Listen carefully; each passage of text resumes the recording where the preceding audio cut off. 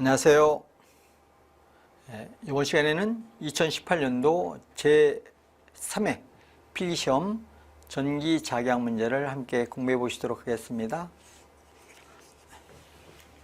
2018년도 전기기사 제3회 필기시험 전기작용 문제입니다.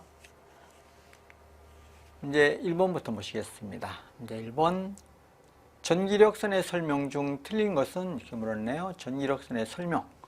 항상 전기력선이라는 것은 전하에 의해서 어떤 힘이 작용하는데, 예를 들어서 여기에 전하가 있다. 그럼 전하에서 주위에는 힘이 작용하는데 그 전하에 의해서 작용하는 힘을 선분으로 나타내는 것을 전기력선이라고 씁니다.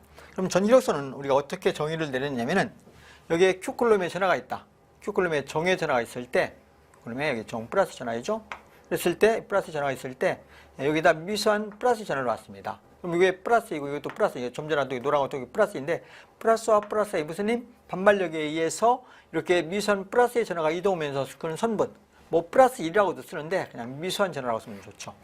미수한 플러스의 전하가 이렇게 반발력에 의해서 이동하면서 그 선분을 몰아자, 이것이 전기력선이라. 그러면 여기 전하가 정일 때 정과 정 사이의 반발력에 의해서 전기력선은 항상 정전하에서 나옵니다. 정전하에서 나와서 어디로 가더라? 이 전하가 존재하지 않는 무한 원점으로 향하는 것이죠. 힘이 작용하지 않는 무한히 먼 곳으로 향하더라. 근데 여기에 마이너스의 전하가 있다? 그럼 마이너스를 향해서는 어떻게 되겠습니까? 들어가겠죠? 그래서 전기력선은 정전하에서는 나오고 플러스의 전하에서는 나오고 마이너스 V의 전하로는 어떻게 한다? 들어가는 모양이 되는 것입니다. 그래서 이건 가상적으로 우리가 만들어내는 선분인데요. 전하에 의해서 작용하는 힘의 세기를 우리가 가상적으로 만들었는데 전기력선은 정전하에서 나오고 V의 전하로 들어간다, 이렇게 쓰는 것입니다. 방사상으로 들어가는 것이죠. 이런 전기력선은 서로 반발하면 얘도 플러스이고 얘도 플러스가 되기 때문에 플러스와 플러스가 서로 반발하기 때문에 교차하는 예가 없습니다. 그리고 전기력선은 전개의 세기 방향과, 여기에서 전개의 세기 방향은 이렇게 되거든요. 전개의 세기 E의 방향이나 전기력선 NO의 방향은 어떻게 되더라? 같은 방향이 되더라. 전기력선은 항상 전위가 높은 점에서 낮은 점을 향합니다. 그러니까 V1, V2V라면 항상 V1이 높다는 얘기입니다. 전기력선은 전위가 높은 점에서 낮은 점을 향하며, 전기력선은 항상 이 등전이면, 반지름이 r 밑인 점을 이으면 이게 등전이면이 되거든요. 등전이면과 전기력선은 무엇더라?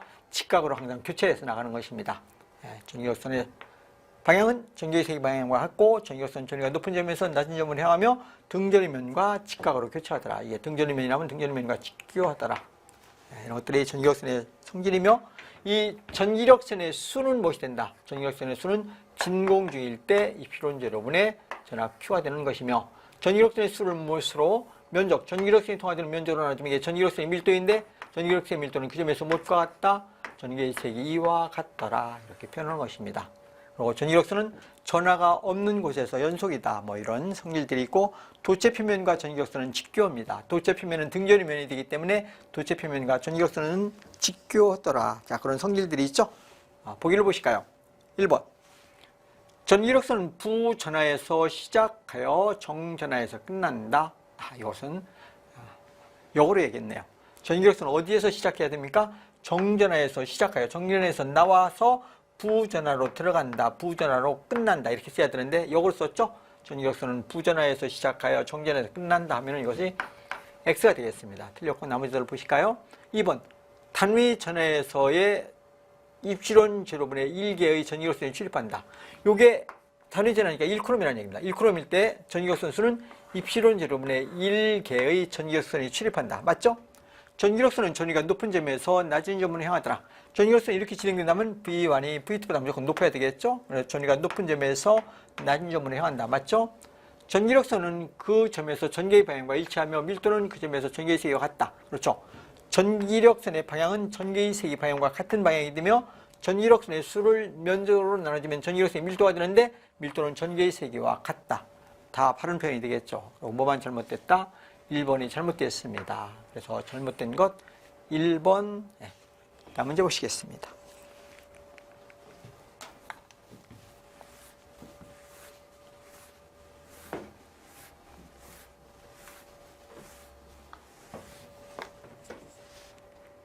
문제 2번. 그 양이 증감에 따라 무한량 솔레노이드의 자기 인덕턴스 값이 증가하지 않는 것은 무엇인가? 무한량 솔레노이드의 자기 인덕턴스라. 모든 솔레노이드의 자기 인덕턴스를 L하고 썼을 때 L은 뭐라고 씁니까? 자료의 길이 L분지 투자율, 코일의 건수 NO의 제곱입니다. 여기 면적이 S, 단면적이 되거든요. 모든 솔레노이드에 다 인덕턴스는 이렇게 됩니다. 환상 솔레노이드, 무한 솔레노이드 또는 유한 솔레노이드 이렇게 표현하거든요. 자, 그럼 여기서 투자율, 건수, 단면적, 자료의 길인데 이런 것들은 증가하면 다 인덕턴스는 증가하죠? 그런데 이게 증가하면 아니네요. 이게 자료의 길이가 증가하면은 인덕턴스는 반비례 관계를 갖기 때문에 감소하겠네요. 자, 그래서 어떤 함수가 증가할 때 어떤 함수가 증가함에 따라서 그 양의 증가함에 따라서 솔레노이드 인덕턴스가 증가하지 않는 것은 길이야 됩니다. 길이가 증가하면 인덕턴스는 감소합니다. 철심의 반경. 반경은 이 단면적과 관계가 있기 때문에 반경이 증가하면 단면적이 증가해서 인덕턴스 증가하니까 맞죠? 철심의 길이. 이 길이는 반비례 관계가 있기 때문에 길이는 해당 사항이 없네요. 길이가 증가하면 인덕턴스는 감소하게 되는 것입니다. 그래서 2번이 잘못됐죠? 코일의 건수는 제곱에 비례하고 투자율에 비례하지 않습니까? 다 맞고 2번만 잘못됐네요. 답은 2번이 되겠습니다. 다음 문제 보시겠습니다.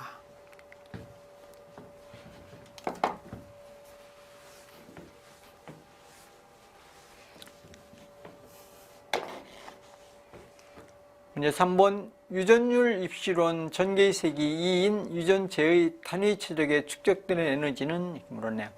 단위 체력당 축적되는 에너지. 단위 체력당 축적되는 일명 정전 에너지라고 씁니다. 정전 에너지는 물었거든요. 정전 에너지 오메가 2로 많이 씁니다. 이 정전 에너지라는 것은 전개 중에 전체의 최적에 축적된 에너지를 최적 볼륨으로 나눠줬습니다. 이건 최적이 되는 것이거든요.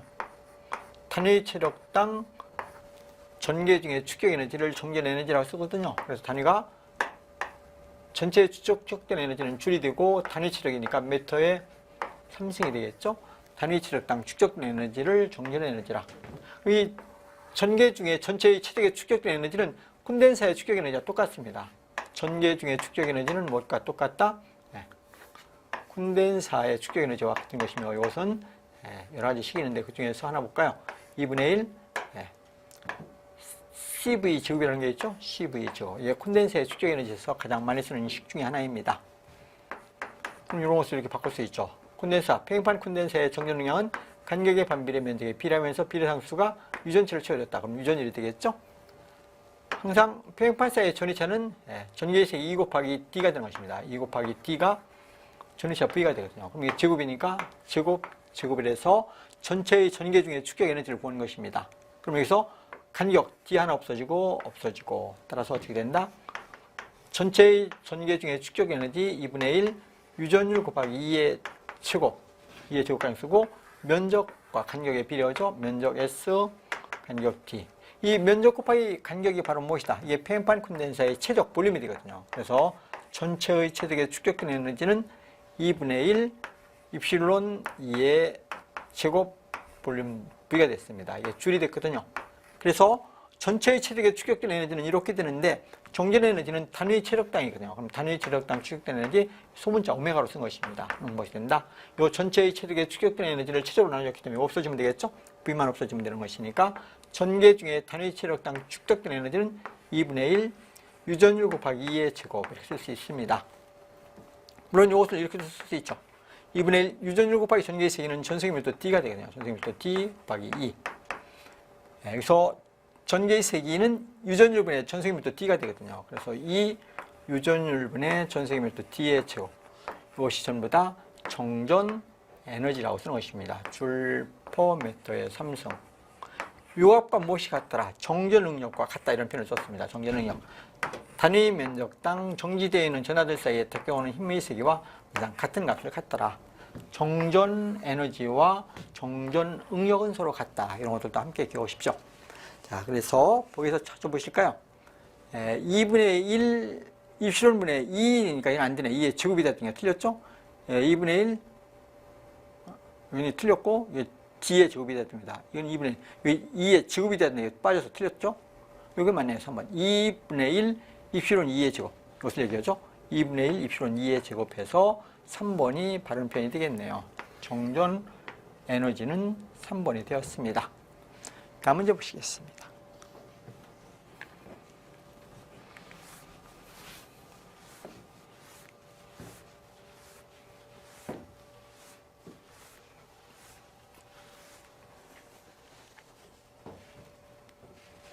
B투자율이 1000, 철심이 든 환상 솔레노이드의 권수가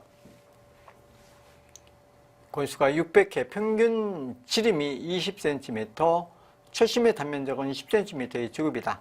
이 솔레노이드의 2A의 전류가 흐를 때 철심 내의 자속은 몇 웨버/m인가? 이런 얘기죠.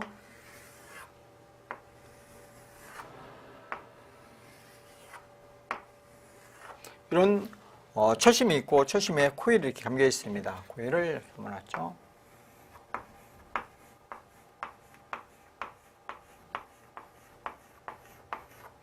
이렇게 코일이 감겨 있는데 코일의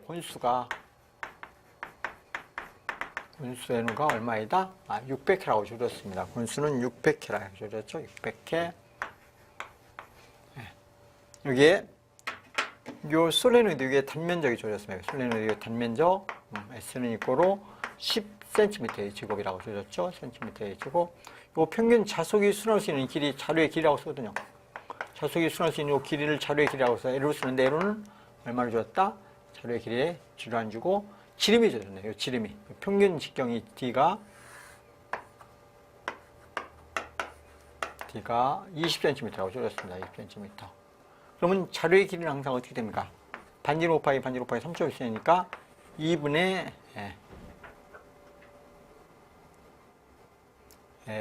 이 원주의 길이는 2πr가 되니까 2πr가 되니까 이렇게 되겠죠.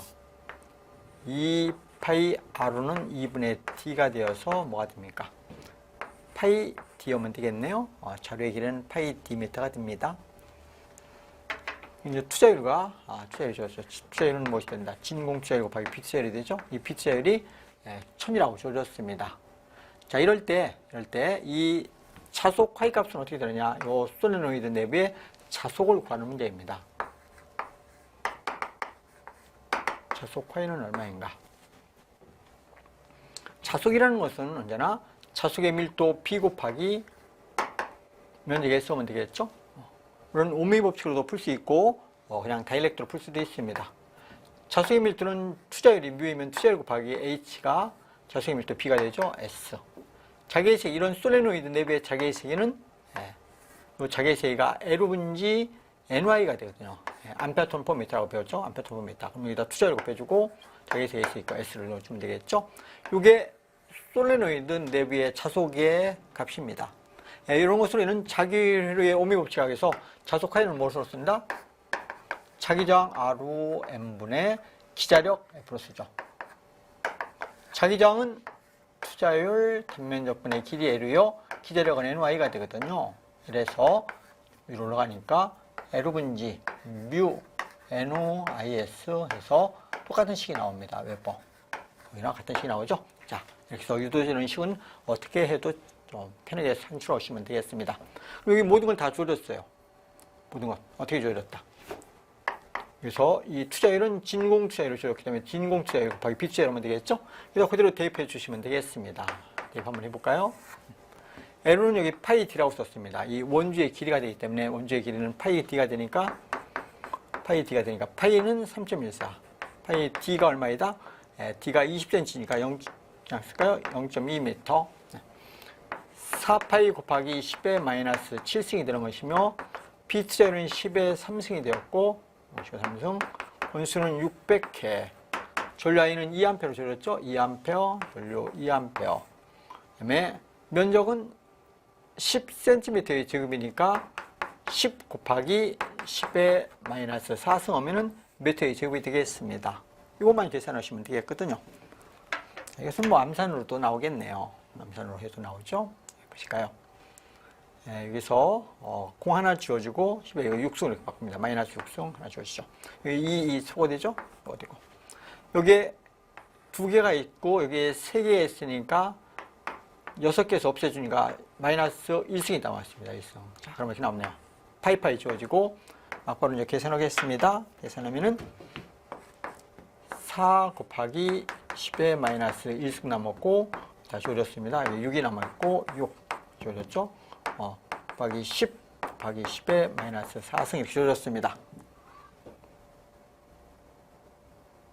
그러면 4, 6은 24가 되니까 2점 마이너스니까 2.4, 10의 마이너스 3승이 되겠네요. 따라서 2.4 곱하기 10의 마이너스 3승 이것이죠. 3승 됐고 얘는 10의 마이너스 1승이니까 2.4, 24에서 2.4 곱하기 10의 마이너스 3승 단위는 웨버가 되겠죠. 자, 이렇게 해서 이런 솔레노이드의 자속 화해를 산출했습니다. 보기에서 찾으면은 1번은 1.2가 되니까 안 되겠고 여기서 2.4가 되니까 이게 되죠. 여기 10의 마이너스 3승, 여기 10의 마이너스 4승이 있으니까 10의 마이너스 3승인 3번이 답이 되겠습니다. 다음 문제 보시겠습니다.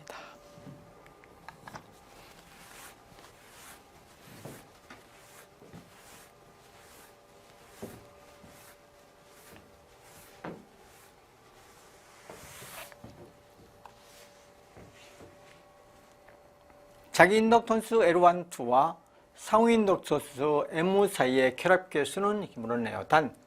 단위는 헨리다. 그러니까 얘들의 단위는 헨리라는 것은 이 인덕턴스의 단위가 헨리라는 뜻입니다. 인덕턴스의 단위는 헨리다. 보실까요?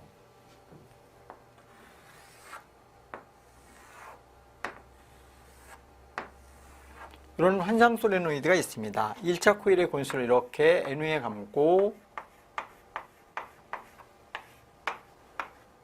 코일의 권수가 N후 1회 2차 코일의 권수를 N후2에 감았다. 이렇게 N후2에 감았습니다. N후2에 감았다. 자, 이럴 때 이런 솔레노이드의 단면적이 Sm의 제곱이고 자료의 길이가 1m이고 Sm의 제곱 자료의 길이가 Lm, 투자율이 뮤 헨리 퍼 메타.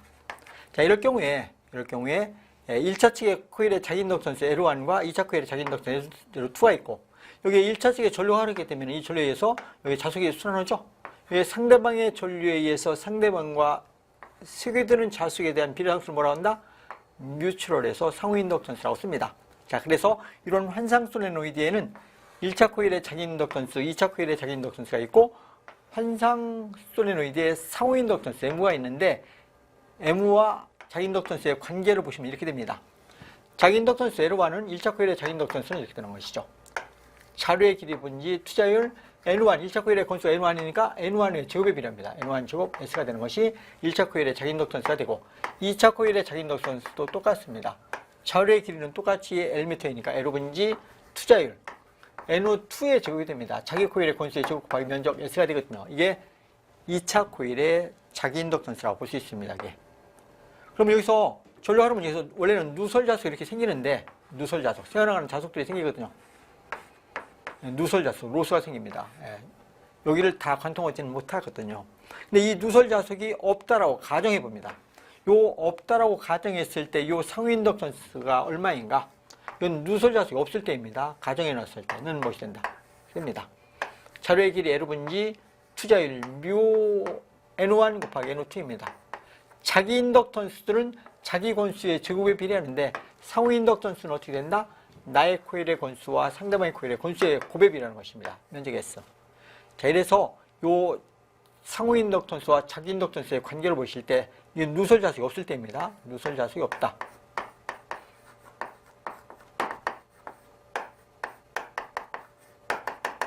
없을 때다. 자, 이러면은 이 상호 인덕턴스를 제곱하게 되면은 이걸 제곱하면 이거 곱하기 이것이 됩니다. 이것이 된다. 이걸 제곱해 보면 이렇게 되거든요. L1 곱하기 L2가 됩니다. 한번 제곱해 보세요. 그러면 이렇게 됩니다. 자, 그러면은 상호 인덕턴스는 어떻게 된다? 뮤추럴은 루트 L1 곱하기 L2가 되겠죠? 어느 경우에 누설 자석이 없을 때 이렇게 되는 것이죠. 근데 실제는 어떻게 되느냐? 실제는 누설 자석이 존재하거든요. 새어나오는 자석들이 존재하거든요. 2차 측에 전류 올라오면 이렇게 새어나오는 자석들이 존재하기 때문에 이 값은 무조건 작게 됩니다. 뭐보다? L1, L2보다 누설 자석이 존재함으로써 이렇게 작거든요. 그래서 작거나 같다 이렇게 써야 되는데 이 작거나를 빼고 여기다 뭐를 쓴다? 하나의 비례 상수를 쓰는 것입니다. M는 쓸 때, 여기 빼놓고 쓸 때, 여기다 뭘 쓴다? K라는 하나의 상수를 씁니다. 루트 L1, L2. 이 값을 뭐라고 쓴다? 요 두 개의 코일의 결합의 정도를 나타내는 개수, 결합 개수라. 그래서 결합 개수는 무엇이 된다? 이것으로 나눠주면 되겠죠? 따라서 결합의 정도를 나타내는 개수, 결합 개수 K 값은 어떻게 된다? 결합 개수 K는 루트 L1 곱하기 L2분의 뮤추럴 상호 인덕션스 M가 되더라. 이게 두 개의 코일의 결합의 정도를 나타내는 개수, 결합 개수라고 쓰는데 이 결합 개수는 뭐보다는 크고 언제나 0보다는 커야 됩니다. 0보다는 크거나 같고 뭐보다 1보다는 작거나 같아야 됩니다. 이게 두 개의 코일이 직교할 때는 0이 됩니다. 그리고 누설 자수가 없을 때는 1이 되고 그러면서 결합 개수의 크기는 어떻게 되더라? 이렇게 되더라. 보기에서 찾으시면 되겠죠? 3번에 있네요. 결합 개수 K는 루트 L1 곱하기 L2분의 뮤추럴 상호 인덕션스가 됐더라. 그래서 결합 개수의 크기는 보기에서 찾으면 3번이 되겠습니다. 다음 문제 보시겠습니다.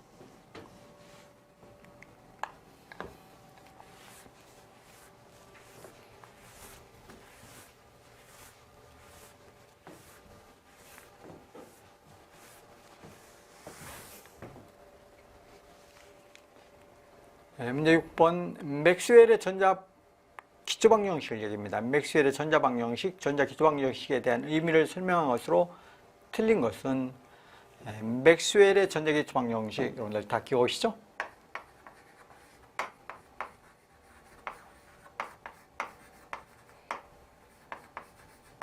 맥스웰의 전자 기초방정식입니다. 맥스웰 전자 기초방정식.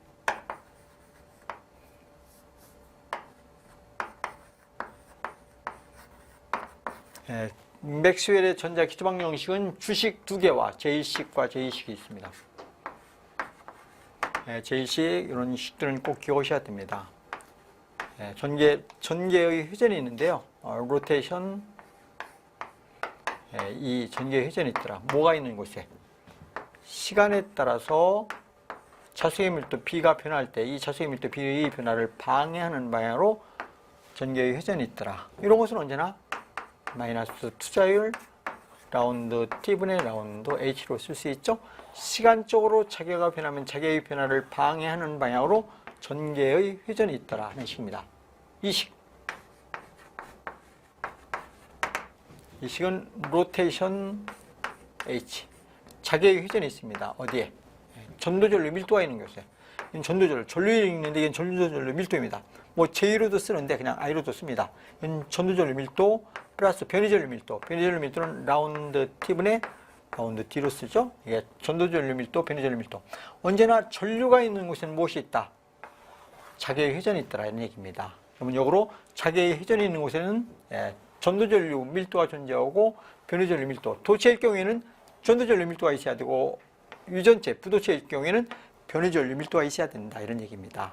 이런 것들도 다 있으면은 요 전도전류 밀도는 도전율 곱하기 전개에서 2가 되며 이것은 유전율 곱하기 라운드 T분의 라운드 2라. 그래서 시간적으로 전개가 변하면 거기에 뭐가 있다? 자개의 회전이 있더라. 즉 자개가 있는 곳에 전개가 있고 전개가 있는 곳에 자개가 있다. 그래서 자개와 전개는 뭐 하더라? 공존하더라. 이런 얘기가 되는 것입니다.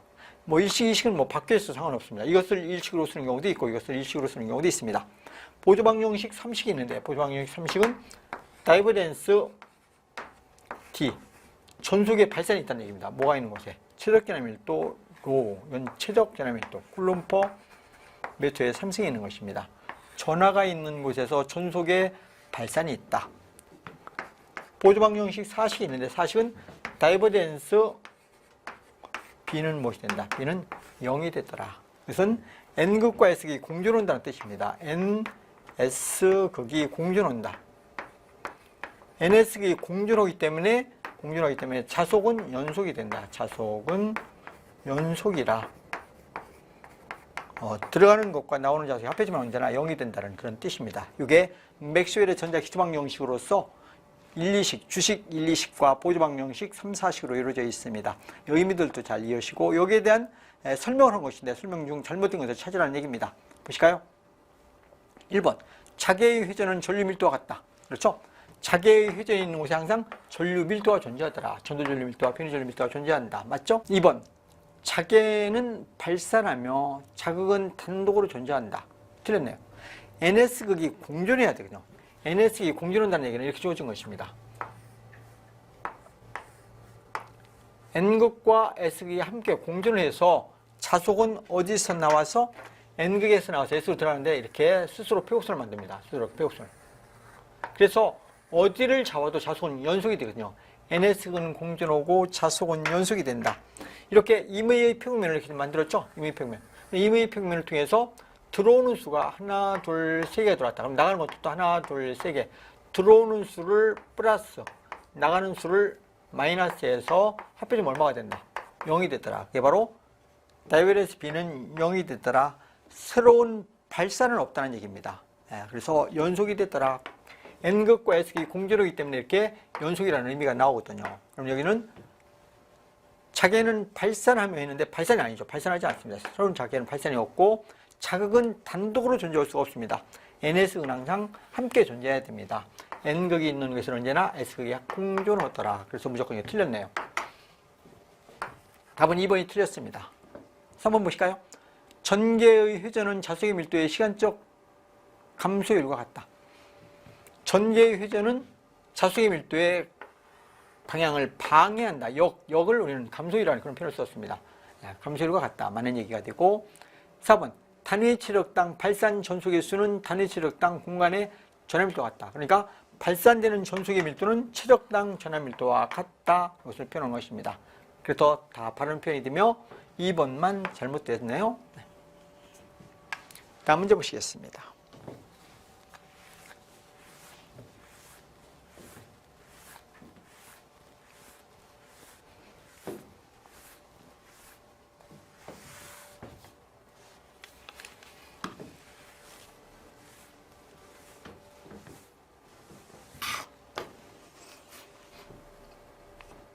문제 7번 보시겠습니다.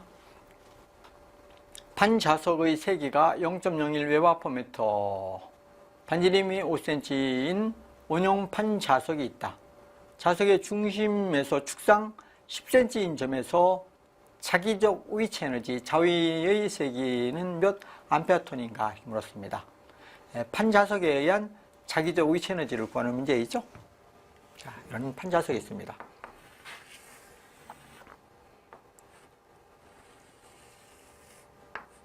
요 반지름이 Am이고 요 반지름에서 Xm 떨어지는요. Xm 떨어지는 이미점 P점에서 자기적 위치 에너지가 주어집니다. 자기적 위치 에너지 U로 쓰죠. 여기서 요 판자석의 두께가 델타미터이며 판자석의 두께를 델타미터라고 쓰고 여기 위에가 N극, 그러면 N극이면 여기 면전하가 시그마가 되고 여기는 마이너스 V의 전하가 있습니다. 그러면은 요게 단위면적당 전압밀도 곱하기 두께하면 이것을 자기 이중층의 세기라고 씁니다. 판자석의 세기, 자기 이중층의 세기라고 하는 자기 이중층의 세기라는 표현을 많이 씁니다. 이중층의 세기. 라지 M으로 쓰거든요. 그럼 자기 이중층의 세기를 라지 M으로 썼을 때는 무엇이 된다? 면자 밀도 곱하기 두께한 것입니다. 그래서 단위가 웨버 메타가 되는 것입니다. 웨버 곱하기 이게 웨버 퍼 미터의 제곱인데 미터로 그렸기 때문에 웨버 퍼 미터 이렇게 된 것이죠. 이게 자기 이중층의 세기, 즉 판자석의 세기. 이 값이 얼마가 주어졌냐면 이 값이 0.01 웨버 퍼 미터라고 주어졌습니다. 0.01. 판자석의 세기, 자기 이중층의 세기라는 뜻입니다.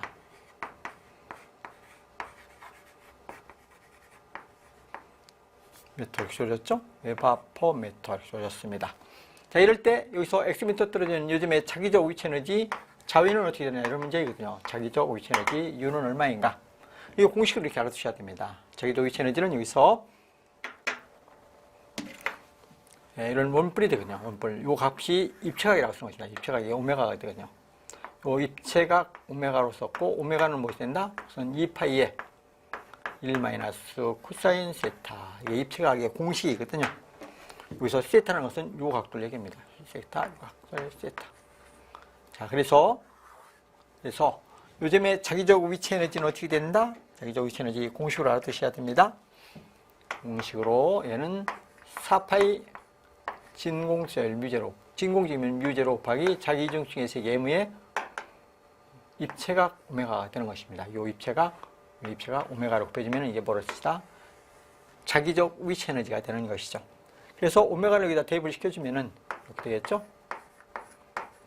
4파이 뮤제로분의 자기 이중층의 세기 m에다가 오메가는 2파이에 1 마이너스 코사인 세타 됩니다. 그래서 2파이 소거되고 2파이 소거되어서 무엇이 됐다? 2 진공수열 뮤제로분의 자기 이중층의 세기 m 곱하기 1 마이너스 코사인 세타. 그래서 코사인 세타는 이것분의 이것이니까 이것은 a제곱 플러스 x의 제곱 되는 것이죠. 루트 a제곱 플러스 x의 제곱분의 x가 돼야 되겠습니다. 그럼 여기 다 주어져 있습니다. 자기 이중층의 세기 진공의 숫자는 4파이 곱하기 10의 마이너스 7승. 요 x가 10cm 떨어졌다 했습니다. 축상 10cm 떨어졌다 했으니까 여기다 10을 넣어주고, 여기는 반지름은 5cm이고 x는 10cm인가 그대로 넣어주는데, 단위를 센티미터를 미터로 고쳐야 되는데 결과적으로 여기도 센티미터니까 그냥 뭐가 된다? 크기 센티미터로 넣어주시면 되겠습니다. 이렇게 해서 값들을 그대로 넣어주는데 이렇게 넣어주면 되겠죠?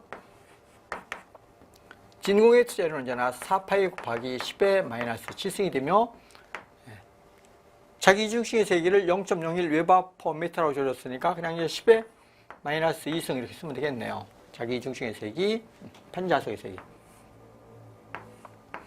1 마이너스, 이게 얼마입니까? 이것은 5제곱 플러스 10의 제곱의 제곱근분의 10이 되겠습니다. 자, 이건 계산기로 확인해야 되겠네요. 계산기로 확인해 보시면은 얼마 나오냐면 420 자기적 위치 에너지 암페어 또는 암페어 톤이 나왔습니다. 톤은 상수이니까 있어도 좋고 없어도 됩니다. 그래서 계산해 보시면은 420 암페어 톤이 나오거든요. 보기에서 찾아보시면은 4번이 있네요. 4번이 되겠습니다. 다음 문제 보시겠습니다.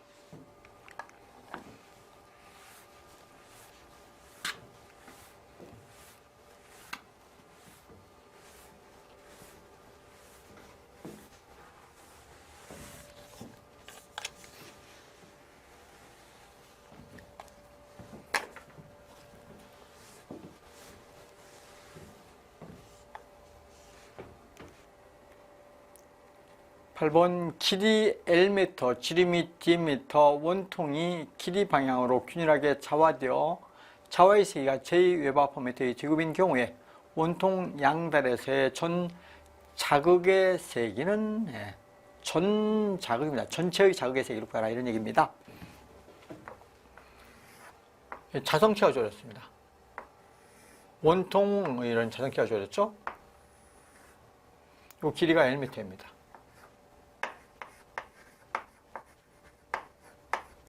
이는 반지름이 Am이고, 이런 자성체를, 이게 강자성체인데, 자성체인데, 이 자성체를 자개 중에 놓았다. 자당의 세계에 이렇게 진행되는 공간에 놓죠.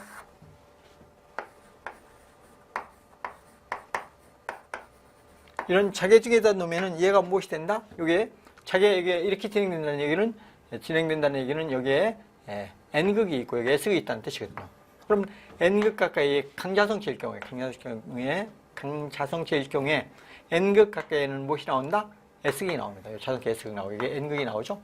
그래서 여기 S극이 되어 있기 때문에 이게 자성체 표면에 자아가 나타나는데 이것은 S극이니까 마이너스가 되며 프라임이 나왔습니다. 자성체 표면의 자아 웨버, 여기 N극이 되니까 여기는 M 프라임에서 정의 자아가 나오겠죠. 웨버. 이렇게 자화가 되는데 여기서 자화의 색이 J라는 건 무엇이냐?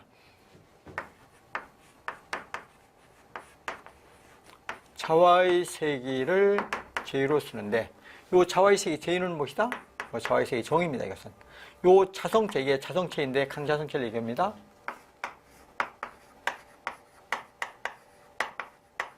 강자성체에서 이게 자화의 세기라는 것은 이 자성체 표면이죠. 표면에 나타나는 자아를 무엇으로? 이게 면적으로 나눠준 것입니다. 이건 면적이 되는 것이에요. 그래서 단위 면적당 자아를 뭐라고 쓴다? 자화의 세기라. 이런 것은 물론 이렇게 씁니다. 길이를 곱해주면 L 곱해주면 S 곱하기 L, 또 M 프라임 곱하기 L. 그리고 이건 쌍극자 모멘트, 이건 최적이 됩니다. 그래서 단위 체력당 쌍극자 모멘트, 자기 쌍극자 모멘트가 되는 것이죠. 이게 항상 자와의 세계가 됩니다. 물론 여기서 이 값도 꼭 이해하셔야 되겠죠. 얘는 진공체율에다가 P체율, 저 자성체의 P체율 마이너스 1 곱하기 자장의 세계 H, 이것은 자성체 내부의 자기의 세계가 됩니다. 이게 원래 자와의 세계 정의가 되며 전기학문에서는 이것을 분극의 세계와 똑같이 대응해서 알아두시면 좋습니다. 그럼 이 주어진 조건에서 지금 뭘 부르느냐면은 자와의 세계를 주어주고 뭘 구하라? 이 자를 구하라 했습니다. 전 자극의 세계. 이게 N극이면 이게 자극의 세계 M은 얼마이냐? 그러면 전 자극의 세계는 어떻게 된다? M 프라임이라고 썼을 때 M 프라임은 S 곱하기 자와의 세계 J가 되는 것이죠. 여기서 S라는 것은 요 자성체 표면의 단면적을 얘기하거든요. 그럼 단면적은 무엇입니까? 반지름 곱하기 반지름 곱하기 3.14 아닙니까?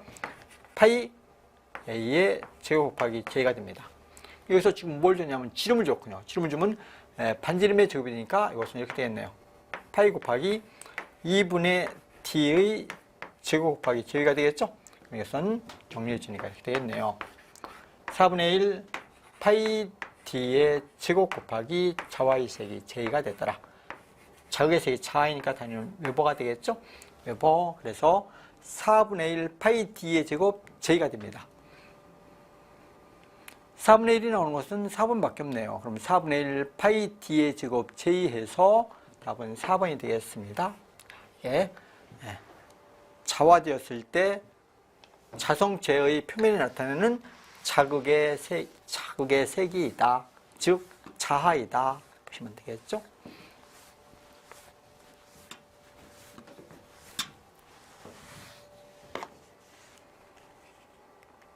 문제 9번 문제 보시겠습니다. 자성체 경계면에 전류가 없을 때 경계 조건으로 틀린 것은? 자성체의 경계면의 조건이 이렇게 주어지죠. 여기가 두 종류의 물체가 접해 있는 이 면을 경계면이라고 씁니다. 경계면은 일명 접선이라고 쓰죠. 경계면, 두 종류의 물체, 자성체가 접해 있다. 경계면, 이것을 접해 있다 해서 접선이라는 표현도 쓰고 있습니다. 상단부의 투자율이 뮤1이요, 하단부의 투자율이 뮤2이다. 이럴 때 여기서 자계가 이렇게 입사합니다. 이것을 입사 자계라 해서 H1으로 쓰죠. 물론 벡터 함수가 됩니다. 여기서 뭡니까? 매질이 다르게 되면 굴절하거든요. 굴절 자계를 H2라고 씁니다. 그럼 여기다 수직선을 세우면 이게 법선이 되는 겁니다. 법선. 이 법선과 노말 법선과 입사하는 자계가 이룬 각도를 세타1에서 이것을 입사각이라고 쓰고, 이게 굴절하는 자계와 법선과 이룬 각도를 세타2에서 이걸 굴절각이라 씁니다. 자, 그러면은 이 경계면에서 어떤 조건이 성립되느냐면은 경계면에서 항상 이런 조건이 성립됩니다. 이게 굴절의 법칙이거든요. 굴절의 법칙이다. 그러면 굴절의 법칙에서 H1, 입사 자계이죠? 일식이 되는데, 일식에서 H1은 사인 세타 완료값은 무엇과 같다? H2의 사인 세타 2와 같더라. 사인은, 요거에 사인 오면 무엇이 됩니까? 사인 오면 여기 각도가 세타이니까 사인이면은 요것분에 이렇게 해서 이렇게 되거든요. 요것이 요 성분이 됩니다. 이게 사인 세타 성분이니까 요것은 무슨 성분이다? 이렇게 되면 이게 접선 성분입니다. 그래서 요것을 수학식으로 다시 표현하면은 H1위에 사인은 접선 성분 탄젠셜이라고 씁니다. 그래서 T 쓰는 것이죠. 그래서 자개의 세기의 탄젠셜 접선 성분들은 경계면 양측에서 서로 같다 이렇게 쓰는 것입니다. 이게 일식에 대한 의미를 얘기하는 것입니다. 자개의 세계의 이 탄젠셜은 무엇을 얘기한다? 접선 성분, 이런 접선 성분의 방향, 이 성분과 이 자개의 세계에서 이런 성분과 이 자개의 세계 이런 성분은 서로 같다는 얘기입니다. 그렇죠? 그래서 자개의 세계는 접선 성분이 서로 같고, 자수의 밀도 B는 어떠냐? 자수의 밀도 B는 B1위의 코사인 세타 1, 이게 법선 성분이 되거든요. 자수의 밀도들은 법선 성분이 서로 같은 것입니다. 코사인 세타 2와 같더라. 그래서 이걸 노말해서 B1위의 노말 법선 성분은 경계면 양측에서 서로 같다 했습니다. 이건 법선 성분이라는 얘기입니다. 노말은 법선 성분. 자석의 밀도는 법선 성분이 서로 같고 자개의 세계, 이 탄젠실의 세계는 접선 성분이라고 씁니다. 자개의 세기들은 접선 성분이 서로 같더라.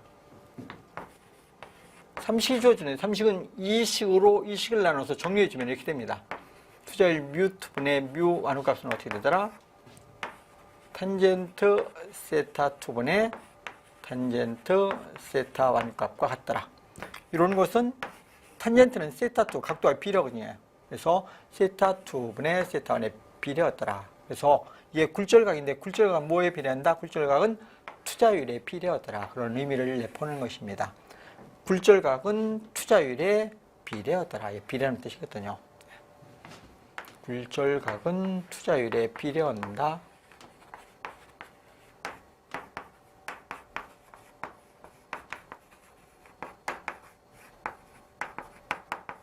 이런 것이 자성체의 경계면의 조건인데 전기학문의 유전체의 경계면의 조건과 똑같습니다. 단지 자개 대신에 전개를, 자석의 밀도 대신에 전석의 밀도를, 투자율 대신에 유전율을 넣게 되면은 전기학문의 굴절의 법칙과 똑같다. 이렇게 알아두시면 좋죠. 자, 그래서 이 자성체의 경계면의 조건에 해당되지 않는 것은 무엇이냐? 자개의 세계의 접선 성분은 서로 같다. 맞죠? 자석의 밀도의 법선 성분, 노말이게 법선을 얘기합니다. 법선 성분 서로 같다. 맞죠? 경계면에서 자기력선의 굴절각은 탄젠트 세타 2분의 탄젠트 세타와는 뮤2분의 뮤1이 되더라. 맞죠? 이런 식과 같은 식이 되는 것입니다. 다 맞네요? 이거 틀렸네요. 전석의 밀도 T의 법선 성분 T1은 D2와 같다. 근데 이것은 유전체의 경계면의 조건입니다. 그리고 이 투자율과는 관계가 전혀 없습니다. 그래서 이 식은 틀렸습니다. 틀렸고 이것은 어디에서 나오는 굴절의 법칙이다? 유전체에서 나오는 것입니다. 유전체에서의 경계면의 조건이기 때문에 자성체의 경계면의 조건은 전혀 해당 사항이 없습니다. 그래서 답이 4번이 잘못되었다. 다음 문제 보시겠습니다.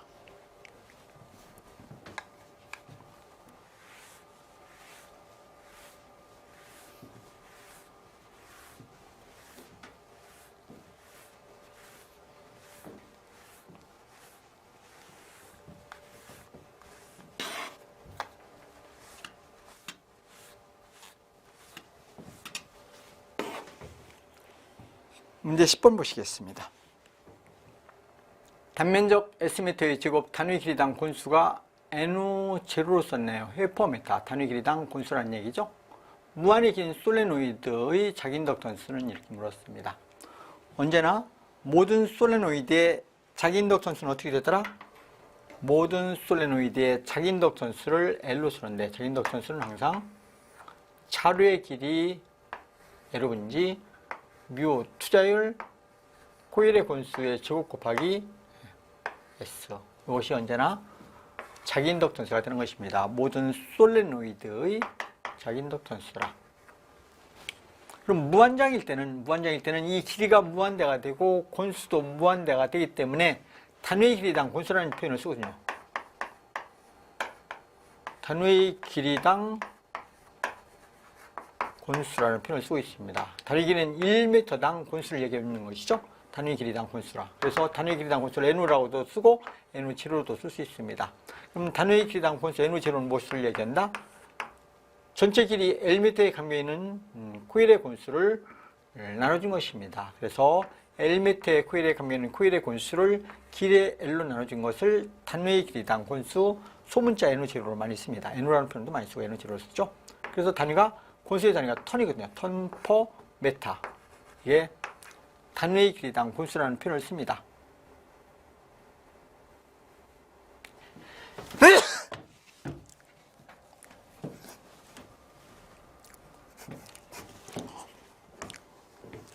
이때 감기균이 있다.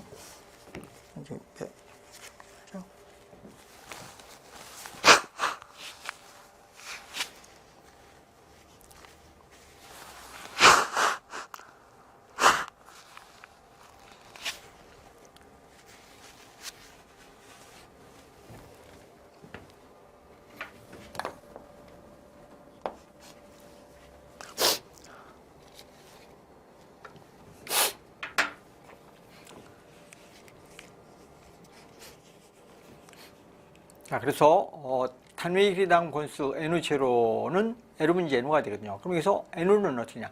L미터의 권수 N은 무엇이 된다? N는 단위길이당 권수에다가 N0에다 길이 L미터를 곱해주면은 전체 L미터의 감경에 있는 코일의 권수가 됩니다. 그래서 여기다 대입해 주는 것이죠. 그래서 대입해주면은 이렇게 되죠. L분지 뮤는 단위 길이당 권수 N0의 제곱 곱하기 L의 제곱 이렇게 되죠. 면적 S. 그래서 여기에 L 제곱에서 L 하나 없어지고 L 하나 없어집니다. 그래서 투자율 곱하기 N0의 제곱 곱하기 LS. 이게 헨리가 됩니다. 전체 길이 L미터에 대한 자기 인덕턴스라고 쓸 수 있거든요. 그러면 단위 길이당 자기 인덕턴스를 구하라 했으니까 솔레노이드, 무한 솔레노이드의 단위 길이 1m당 인덕턴스니까 여기 L 값 대신에 1을 대입하면 되겠죠. L 대신에 1m 단위 길이당 인덕턴스. 따라서 솔레노이드, 무한 솔레노이드의 단위 길이당 인덕턴스는 무엇이 된다? 투자율. 단위 길이 권수의 제곱 곱하기 S가 되는 것입니다. 단위는 헨리 퍼 미터이다. 이런 것을 무한 솔레노이드의 1m에 대한 인덕턴스라 이렇게 얘기하는 것입니다. 인덕턴스. 자, 그래서 보기에서 찾아보시면은 몇 번이 있습니까? 보기에서 찾으면은 뮤 N의 제로의 제곱이 돼야 됩니다. 그럼 뮤 N의 제곱이 돼야 되니까 N의 제로의 제곱이 돼야 되니까 2번이 되겠네요. 답은 2번이 되겠습니다. 문제 11번. 시그마 도전율이죠. 도전율 시그마 이코로 1모 퍼 미터. 입실은 S. 비전율이네요. 비전율은 6이며 뮤 투자율을 얘기하죠. 투자율은 진공 투자율 뮤제로와 같네요. 이런 유전체에 교류 전압을 가할 때 변이 전류와 전도 전류의 크기가 같아지는 주파수는 약 몇 헤르츠인가 이렇게 물었네요. 자, 어떤 유전체에서 전도 전류와 변이 전류가 같아지는 주파수를 묻는 문제이네요. 우선 변이 전류와 전도 전류가 같다. 우선 전도 전류를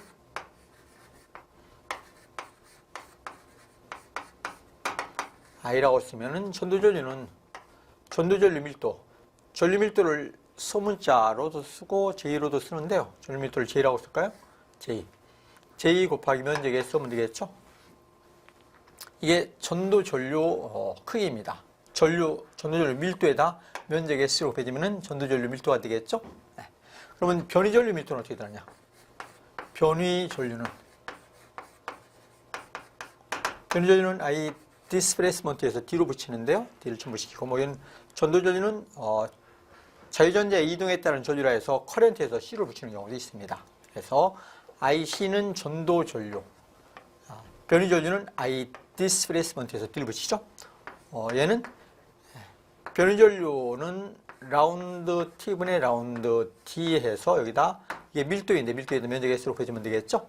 자, 그러면 전도 전류 IC와 IT 변이 전류가 같아지는 주파수를 물었는데 그러면은 전도 전류 밀도는 JC에다가 여기다 C를 첨부시키죠. C에다가 면적 S로 곱해주면 되고 변이 전류는 라운드 T분의 라운드 T 곱하기 S 하면 되니까 여기 SS를 지워줄 수 있죠. 자, 그럼 결과적으로 전도 전류와 변이 전류가 같아지는 주파수를 구한다면은 전도 전류 밀도와 변이 전류 밀도가 같아지는 주파수를 구하면 되겠죠. 그러면은 전도 전류 밀도를 JC라고 쓰면 JC는 언제나 도전율 곱하기 전개의 세기가 되는 것입니다. 이게 전도 전류의 밀도 암페어 퍼 미터의 제곱이 되죠. 자, 그럼 변이 전류 밀도는 어떻게 되는가? 이게 변이 전류 밀도이죠. J 디스플레이스먼트에서 D를 첨부시키면은 변이 전류 밀도는 라운드 T분의 라운드 D가 되겠죠. D는 전속의 밀도인데 전속의 밀도는 유전율 곱하기 라운드 T분의 라운드 E가 되겠습니다. 자, 이 전개의 세기를 순식치라 해서 이 순식값을 예를 들어서 순식값을 최대값이 제로에 사인으로도 써줬고 코사인으로도 써줬습니다. 계산하기 쉽게 사인으로 써볼까요? 사인 오메가 t라는 이런 전개가 파도 형태로 전파된다. 이것을 미분해주면 어떻게 되겠습니까? 미분해주게 되면 뭘까요? 유전율 놓고 이 제로 상수니까 놓고 최대값을 얘기하는 것입니다. 사인 오메가 t를 미분하니까 오메가의 코사인 오메가 t가 되겠죠? 이게 변이전류 밀도의 순식값을 얘기하는데요. 그럼 최대값은 이게 최대값이 되고 최대값에서 루트 1을 놔두면 시료값이 되겠죠? 그러면 이 변이전류 밀도의 시료값은 어떻게 되냐면 시료값을 얘기합니다. 각속도 오메가 유전율 전개에서 2의 2의 최대값인데 제로를 빼면은 이게 시료값이 되어서 이게 변이전류 밀도의 시료값이 되는 것입니다. 자, 그러면 얘와 같다고 쓰면 되겠죠? 무엇과? 전도전류와 변이전류가 같다는 얘기는 전도전류 밀도와 변이전류 밀도가 같다고 쓰면 되는 것이기 때문에 도전율 시그마 곱하기 2와 무엇이 같다. 이게 변이전류 밀도 각속도 오메가 유전율 곱하기 2와 같다 쓰면 되겠죠? 자, 따라서 전개의 2는 소화가 됩니다. 그럼 무엇과 무엇이 같아지면 되겠습니까? 도전율과 각속도 오메가 유전율이 같아지면 되겠죠? 각속도 오메가는 언제나 2파이 F가 되는 것이죠. F 곱하기 유전율이다. 자, 따라서 이때 이 주파수를 구하는 문제입니다. 따라서 전도전류와 변이전류가 같아지는 주파수 F는 어떻게 되는가? 이것을 나눠주면 되겠죠? 2파이 유전율분의 도전율 시그마가 되네요. 그럼 값은 다 주어졌죠? 2파이의 유전율은 진공의 유전율 입시론 제로 곱하기 비전율 입시론 S분의 도전율 시그마 하면 되겠습니다. 자, 값들 한번 넣어볼까요? 주어졌으니까 값은 2파이에다가 진공의 유전율은 8.855 곱하기 10의 마이너스 12승이 되며 지금 비전율이 6이라고 주어졌습니다. 6. 이 시그마는 지금 1mol/m라고 주어졌죠? 그럼 1을 넣어주면 되겠습니다. 자, 그러면 요 값으로 위로 올라갑니다. 요 값으로 올라가면 10의 12승이 되었죠? 10의 12승 없애주고 요것으로 나눠지는데 요것을 한번 계산해 볼까요? 이렇게 2파이 곱하기 8.855 곱하기 6분의 여기를 1000을 놓고 10의 9승 이렇게 쓰면 되겠습니다. 12승이니까 1000 곱하기 10의 9승하면 되겠죠? 그래서 1000이라는 값을 2파이 8.85 곱하기 6으로 나눠주면 약 3 정도가 됩니다. 그래서 3 곱하기 10의 9승 헤르츠가 되겠네요. 자, 그래서 전도전류와 변이전류가 같아지는 주파수는 얼마이냐 해서 3 곱하기 10의 9승을 찾으시면 되겠습니다. 3 곱하기 10의 9승 1번에 있죠? 네, 그래서 답은 1번이 되겠습니다. 다음 문제 보시겠습니다.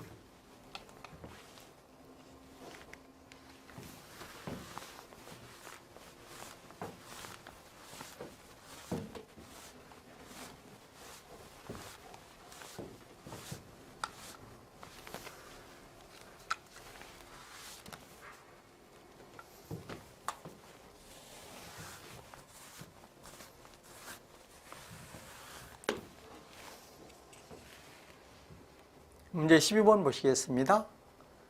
대지면에 높이 Hm로 평행하게 가설된 매우 긴 선전화가 지면으로부터 받는 힘은 물었네요. 자, 이런 얘기죠. 여기에 대지가 이렇게 줘졌습니다. 이 대지 표면으로부터 높이 Hm에 이렇게 도선이 이렇게 주어져 있습니다. 예, 높이가 Hm라고 주어졌죠. 도선의 높이가 Hm로 도선이 가설되었습니다. 이런 대지가 되겠죠? 대지. 대지를 우리는 뭐라고 쓰냐면 이게 무한평면도체입니다. 무한평면도체라.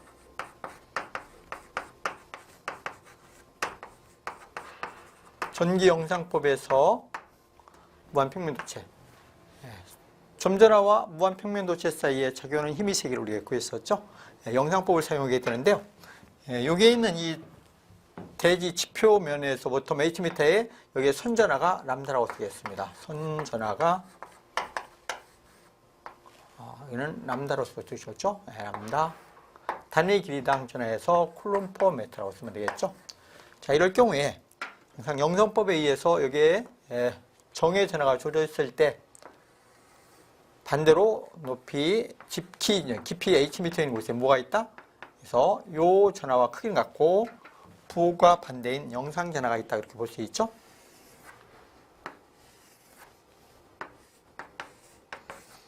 깊이 Hm에 여기에 마이너스 람다 쿨롬 퍼 미터라는 영상 전하를 생각해서 이 대지와 선전하 사이에 적용하는 힘의 세기를 구한다면은 여기에 있는 이 영상 전하와 이 선전하 사이에 적용하는 힘의 세기를 구하면 되는 것이죠. 이게 전기 영상법인데요. 자, 그럼 여기 선전하가 마이너스 람다인 이 선전하가 조절했을 때 이 선의 전하로부터 거리 몇 미터입니까? R 미터. R 값이 얼마이다? R 값은 R는 2H 미터가 되는 곳에 뭐가 있다? 선전하가 놓여져 있으니까 우선 이 영상 전하로부터 거리 2H 미터인 요점의 전개의 세기를 먼저 구해봅니다. 요점의 전개의 세기를 2라고 썼을 때 이 영상 전하에 의한 전개의 세기이기 때문에 방향은 얘가 마이너스 2죠? 그러니까 전개의 세기 방향은 이렇게 진행됩니다.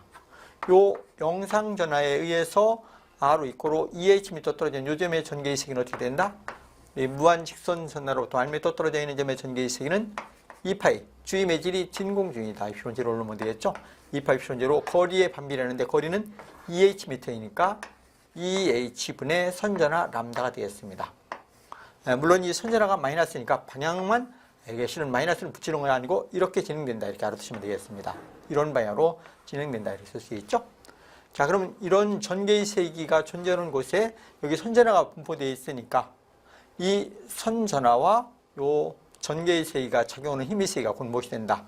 요 영상전하와 선전하 사이에 작용하는 힘이 되는 것이며 이 영상전하와 선전하 사이에 작용하는 힘이 이 선전하와 대지 사이에 작용하는 힘이 되는 것입니다. 자, 따라서 이게 선전하 단위 길이당 전하가 주어졌기 때문에 단위 길이 1m당 작용하는 힘의 세기는 어떻게 되는가? 그러면 여기에 전개의 세기에다가 선전하를 곱해주면 되겠죠? 원래 전개의 세기 정의는 항상 뭐라고 썼습니까? 전개의 세기 정의는 두 전하 사이에 적용하는 힘의 세기를 P점에 있는 시험 전하로 나눠주면 이게 전개의 세기라고 이렇게 정의를 내렸죠. 따라서 전개의 세기 2인 곳에 Q쿨롬의 전하를 놓았을 때 힘의 세기는 어떻게 된다? 힘의 크기는 Q 곱하기 2라 이렇게 배우셨습니다. 전개의 세기 2인 곳에 선전하가 놓여져 있다. 선전하가 놓여져 있으면 항상 힘은 전개의 세기 곱하기 전하이거든요. 그러면 이게 전체 길이 Lm에 적용하는 힘인데 단위 길이당 적용하는 힘의 세기를 구하려면은 이것은 길이 L로 나눠주면 되겠죠? L분의 Q 곱하기 2가 되는 것이며 요 L분의 Q가 선전하 람다라고 쓸 수 있는 것입니다. 이것이 단위 길이당 작용하는 힘의 세기라. 그래서 F는 무엇이 된다? 선전하 밀도 람다 곱하기 전개의 세기 1을 해주면은 이게 영상전하와 도선 사이에 적용하는 힘, 즉 대지와 선전하 사이에 적용하는 힘이 되겠습니다. 자, 그대로 대입만 해주시면 되겠네요. 전개의 세기가 2파이 이프론 제로 2H가 되니까 4파이 이프론 제로 H분의 람다. 이 람다에다가 람다로 곱해주니까 람다에 제곱이 되겠죠? 여기다 마이너스를 취해주는데 이 마이너스는 이 선전하와 영상전하, 즉 선전하와 대지 사이에 적용하는 힘의 세기는 무슨 힘이다? 흡입하는 힘이라는 뜻입니다. 의미는 흡입력이며 단위 길이당 적용하는 힘이니까 뉴턴 퍼 미터가 되겠네요. 자, 이것이 선전하와 대지 사이에 단위 길이당 적용하는 힘의 크기라 이렇게 알아두시면 되겠습니다. 여기서 선전하는 이 힘의 세기는 높이와 어떤 관계이나 이렇게 물었습니다. 그러면 H에 비례한다? 아니죠. H에 반비례해야 되는 것입니다. 그래서 답은 보기에서 찾으면 2번이 되겠네요. 높이와 반비례 관계를 갖더라. 힘의 세기는 높이와 반비례 관계를 갖는다. 그래서 보기에서 찾으면 2번이 되겠죠. 다음 문제 보시겠습니다.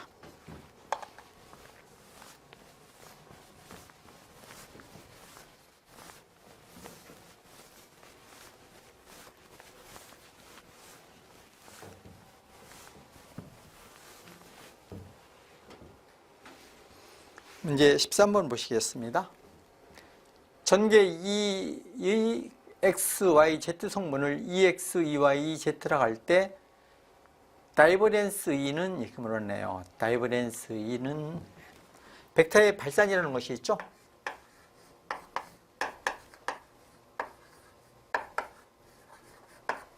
벡터의 발산이라. 발산을 다이버렌스라고 씁니다.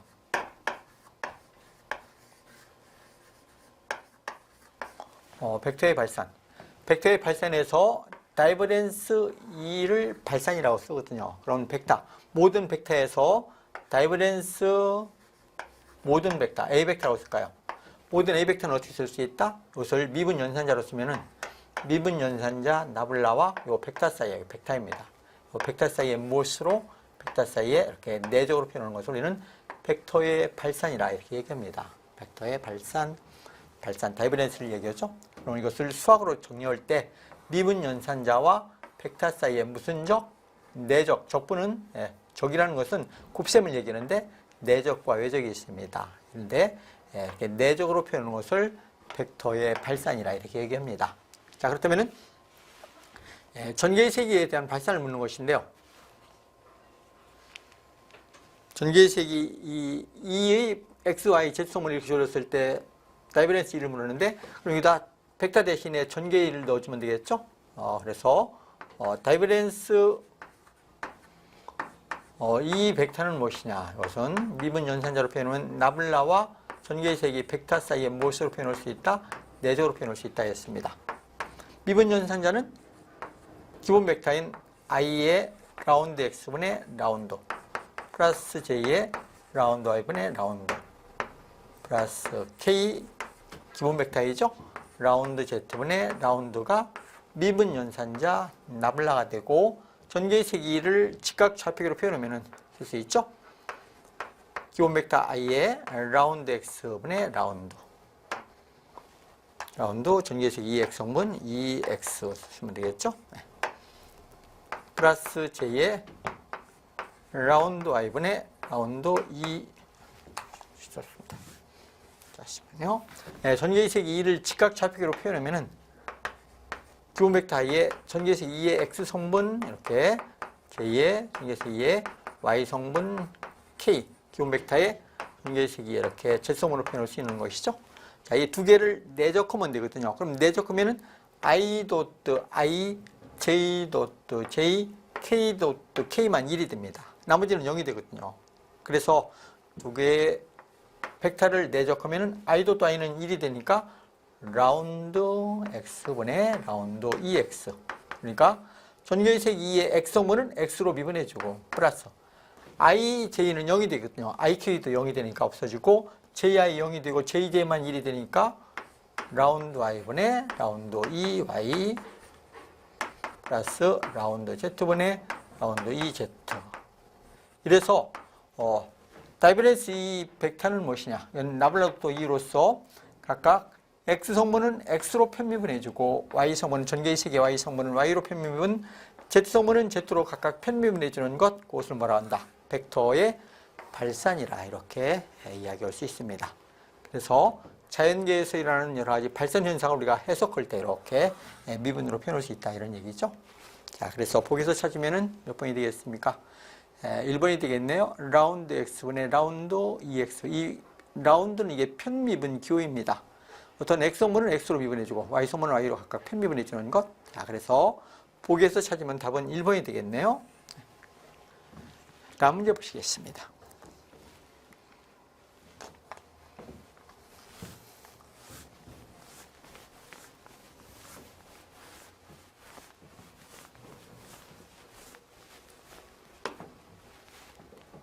문제 14번 평면도체 표면에서 D미터 거리에 점전화 Q쿨럼이 있을 때 이 전하를 무한 원점가량 운반하는 데 필요한 일은 이렇게 물었네요. 평면도체 표면으로부터 D미터 떨어져 있다 이런 얘기죠. 예. 무한 평면도체가 이렇게 조졌습니다. 무한 평면도체 앞에 D미터 거리 D미터인 곳에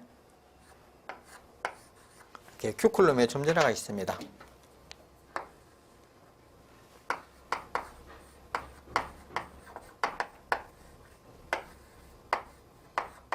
이렇게 Q쿨럼의 점전화가 있을 때 무한 원점가량 이 전하를 점전화 Q를 무한히 먼 곳가량 운반해 가는데 소요되는 일은 어떻게 되는가?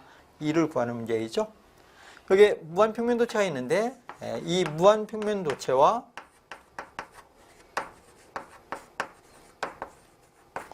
무한평면도체와 점전화 사이에 적용하는 힘의 세기를 어떤 관계를 해석할 때 요 반대쪽에 여기에 D미터 떨어졌으면 반대로 D미터인 곳에 요 전하와 크기는 같고 부호가 반대인 이렇게 영상전하가 있는 것을 해석하는 것이죠. 영상전하 이렇게 영상 전하의 크기는 요 점전하와 크기를 갖고 부호가 반대인 영상전하 있는 것으로 해석한다겠습니다. 그래서 이 무한평면도체와 점전하 사이에 적용하는 힘의 세기를 구한다면은 요 점전하와 요 영상전하 사이에 적용하는 힘의 세기가 되는 것이죠. 그럼 요 거리가 몇 미터가 되나요? 그러니까 D미터, D미터이니까 거리 R로는 2D미터가 되겠네요. 2D미터. 자, 이럴 때 이 두 전하 사이에 적용하는 힘이 있죠? 두 전하 사이에 적용하는 힘의 세기를 구한다. 이것이 바로 이 무한평면도체와 점전하 사이에 적용하는 힘이 되는 것입니다. 힘은 쿨롱의 법칙에서 주임의 질이 진공중이다. 그럼 입실온 제로가 되겠죠?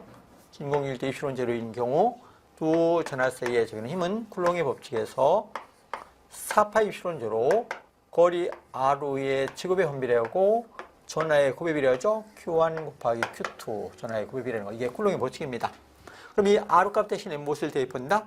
2D미터를 대입해 주는 것입니다. R값 대신에 이 D미터를 놓고 Q1 대신에 Q, Q2 대신에 마이너스 Q를 대입해서 정립을 해주면 어떻게 되겠습니까? 여기 2는 4가 돼서 4, 4, 16이 되겠죠? 16파이 입실온 제로 D 제곱분의 Q1, Q. Q2도 Q니까 Q의 제곱이 되겠죠?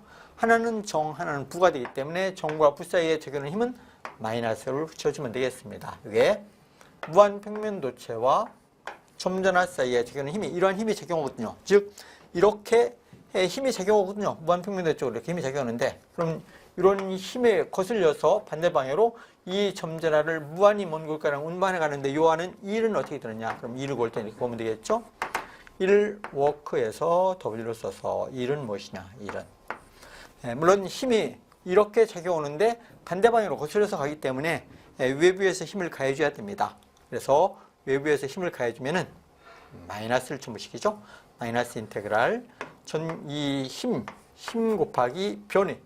위치의 변위는 변위가 L미터가 변한다. 그럼 DL로 써야 되는데 변수를 DL로 써야 되는데 여기서 거리를 D로 썼기 때문에 이 편미분 기호를 써서 라운드 D로 쓰겠습니다. 그래서 힘 F에 대해서 D로 접근해 준다는 얘기입니다. 어느 점에서 여기 D미터 떨어져 있는 점에서 무한 원점가량 그럼 D미터 떨어져 있는 점으로부터 무한 원점가량 운반해 가는데 요하는 1이 나오겠죠? 구해볼까요? 마이너스 힘의 세기를 구해보니까 힘의 세기는 이렇게 됐습니다.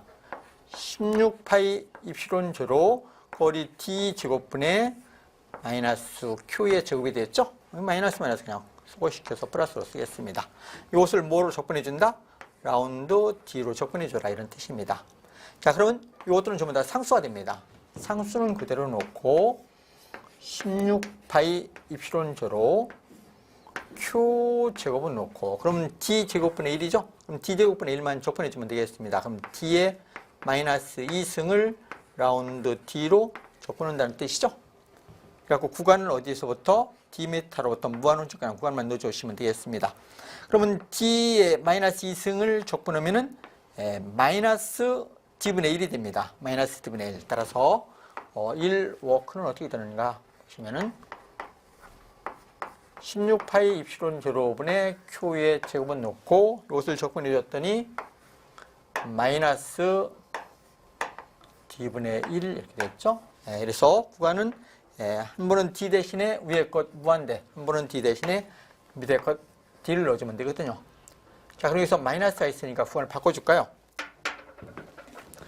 구간을 바꿔서 플러스로 놓고 여기다 D를 넣고 무한대 대신에 D 대신에는 무한대 이렇게 바꿔줬습니다. 자, 이래서 D 대신에 한 번은 D, 한 번은 D 대신에 무한대를 넣어서 빼주니까 16파이 입실온 제로 Q 제곱에 뭐가 됐다?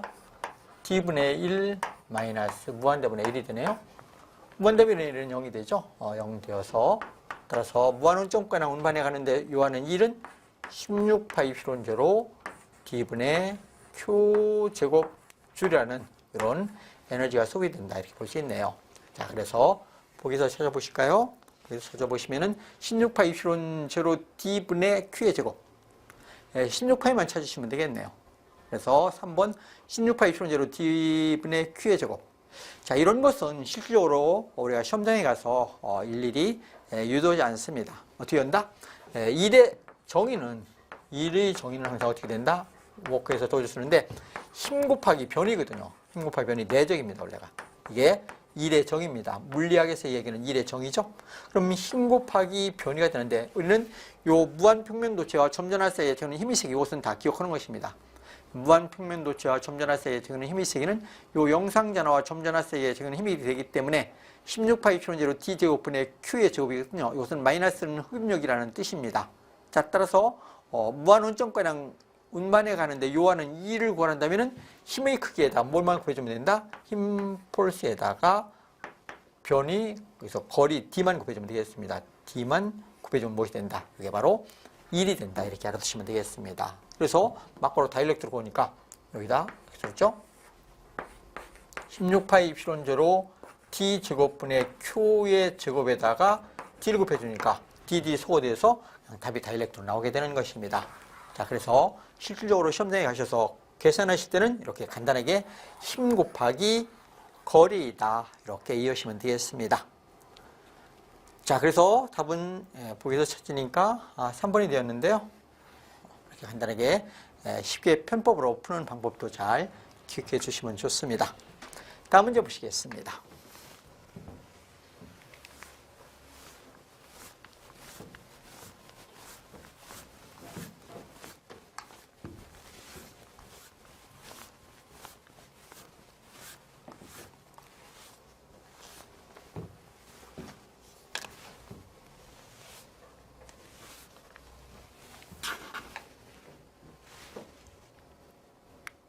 문제 15번 보시겠습니다.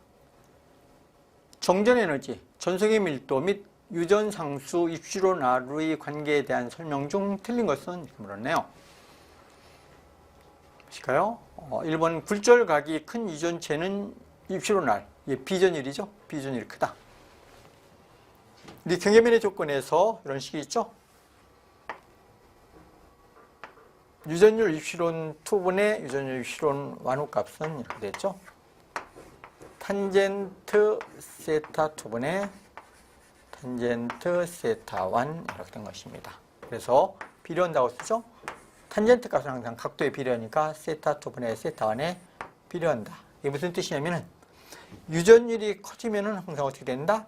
굴절각이 커진다. 이렇게 배웠습니다. 그래서 굴절각은 유전율에 비례한다. 항상 유전율이라는 건 무엇입니까? 유전율이라는 것은 진공의 유전율 입시론0 입시론 R로 2분의 입시론0 입시론 R로 1. 그래서 입시론0 입시론0 지워지니까 굴절각은 비전율에 비례한다 이렇게 볼 수 있네요. 그래서 굴절각이 증가하면은 비전율이 크게 되는 것입니다. 그래서 굴절각이 큰 유전체는 비전율이 크다. 맞죠?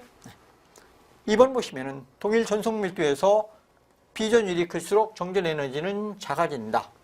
전개 중에 단위 체력당 축적된 에너지를 오메가 2로 쓰죠. 이것이 정전 에너지라고 쓰는데 여기는 세 가지 공식이 있는데 전속의 밀도가 동일하다 했습니다. 그럼 전속의 밀도가 동일할 때 전속 밀도에 의해서 에너지를 정전 에너지를 구해 보면은 이 입시론0 입시론 R로 번지 전속 밀도 D의 제곱 이게 정전 에너지라고 쓰는 것입니다. 단위 체력당 전개 중에 축적 에너지 줄퍼미터의 3승이 되는 것이죠. 자, 그럼 정전 에너지가 일정할 경우에 동일 전속 밀도라고 하네요. 그럼 얘가 일정한 것이죠. 일정할 때 정전 에너지가 작아지면은 요 에너지가 작아지면은 그러면 이 비전율은 어떻게 돼야 된다? 당연히 커져야 되겠죠. 얘가 일정한 상태에서 전속의 밀도가 일정한 상태에서 정전 에너지가 작아지면은 비전율은 커지더라. 그래서 맞는 얘기네요.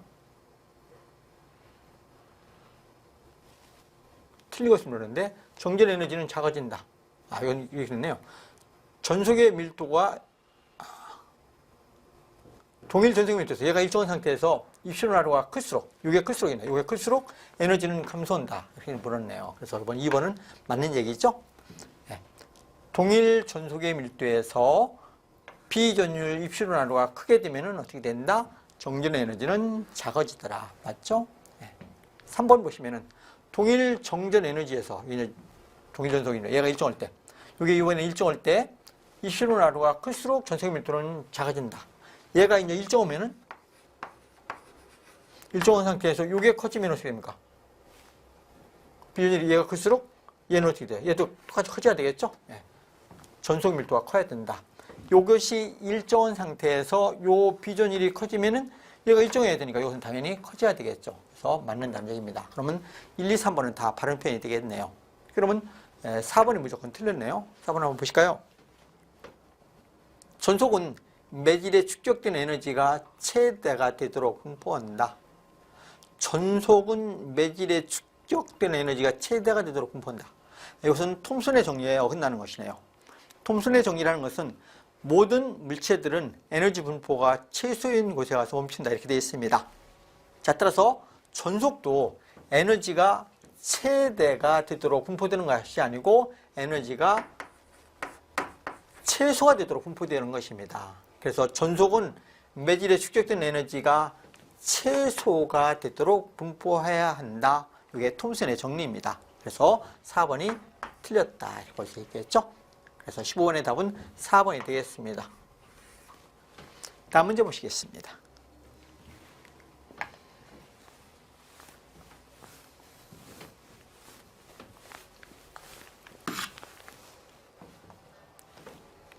문제 16번. 동심구용 콘덴서의 내외 반지름을 각각 5배로 증가시키면은 정전 용량은 몇 배로 증가하는가?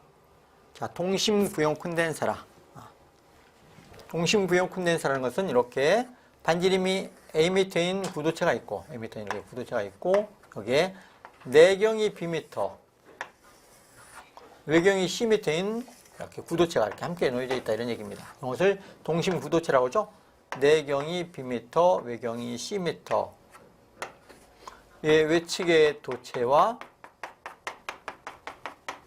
내측의 도체의 중심이 동일하다. 중심이 동일하다 해서 동심구용 콘덴서라 이런 표현을 쓰고 있습니다. 동심구용 콘덴서. 자, 이럴 때 이 동심구용 콘덴서의 정전 용량 C는 어떻게 되냐? 동심구도체라고 해서 동구라는 표현을 씁니다.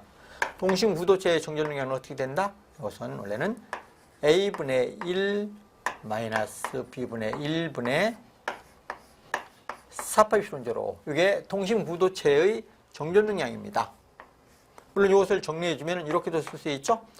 4파이 필론제로 이는 B-A분의 A 곱하기 P. 이것을 정리해서 정의해주는 값입니다. 언제나 정전 용량 C는 0보다 큰 값을 가져야 되거든요. 그래서 큰 거에서 작은 걸 항상 빼주게 됩니다. 항상 얘들은 0보다 무엇은 큰 값을 가져야 된다는 걸 기본 상식으로 알고 계셔야 되겠죠.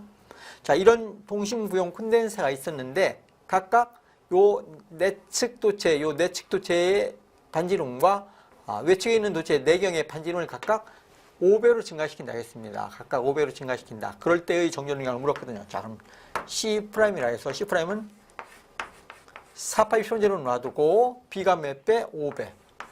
A도 5배니까 빼낼 수 있죠? 네, 각각 5배이고 여기 5배 5배니까 5 곱하기 5 A 곱하기 B가 되네요. 이래서 여기 5 하나 지워지니까 5만 남았죠? 그럼 처음 정전 용량이 몇 배? 5배가 되겠네요. 얘는 처음 정전 용량 C의 동심구용 콘덴서의 정전 용량이 5배로 증가하더라. 그러니까 내측 도체의 반지름과 외측 도체의 내경의 반지름을 각각 5배로 증가시키면은 정전 용량은 그대로 5배. 만약 2배로 증가시켰다. 그럼 2배. 3배 했다면 3배로 이렇게 각각 증가하더라. 그렇게 기억하는 것입니다. 자, 그래서 5배로 증가한다. 보기에서 찾으면 1번이 되겠죠? 답은 1번이 되겠습니다. 다음 문제 보시겠습니다.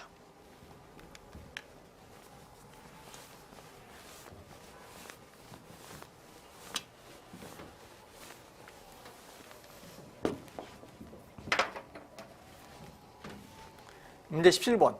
세 개의 점유나 Q1이 3쿨럼, Q2가 1쿨럼, Q3가 마이너스 3쿨럼을 점 P1이 1, 0, 0. 그러니까 X로 1, Y로 0, 0이라는 점이죠. Y로 0, Z로 0이라는 점입니다. X만 1이네요. X만 변수가 같습니다. P2는 X로 2m, P3는 X로 3m에 어떻게 놓으면 원점에서의 전개의 크기가 최대가 되겠는가? 지금 X만 변수이고 Y, Z는 전부 다 일정하기 때문에 직각좌표기를 그냥 이렇게 놓을 수 있습니다.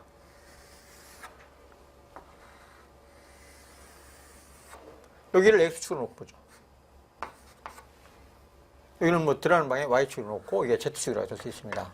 그래서 직각좌표로 쓰면 이게 X축, 여기가 Y축이 됐고 여기가 Z축이 되어서 여기가 원점이 되는 것입니다. 원점. 이 원점에 요 원점에 전개의 색이 2가 최대가 돼야 됩니다. 2가 최대가 되기 위해서 여기 각각 전화들을 놓는데 어디에다가 여기에 x 이크로 1m 떨어져 있는 점, 또 x 이크로 2m 떨어져 있는 점, 또 x 이크로 3m 떨어져 있는 점, 3개의 점이 있습니다. P1, P2, P3가 있다 이거. 여기에다 전화를 놓는데 Q1, Q2, Q3를 어떻게 배열해 주면은 여기에서의 전개의 세기가 최대가 되겠는가 하는 문제입니다. 그러면은 요점의 전개의 세기를 최대로 하기 위해서는 가장 가까운 쪽에 전화가 가장 큰 전화를 놓는 게 좋습니다. 그래야만이 요점에서 가까운 쪽에 전화를 최대로 놓아야만이 여기서 전개의 세기가 가장 크거든요.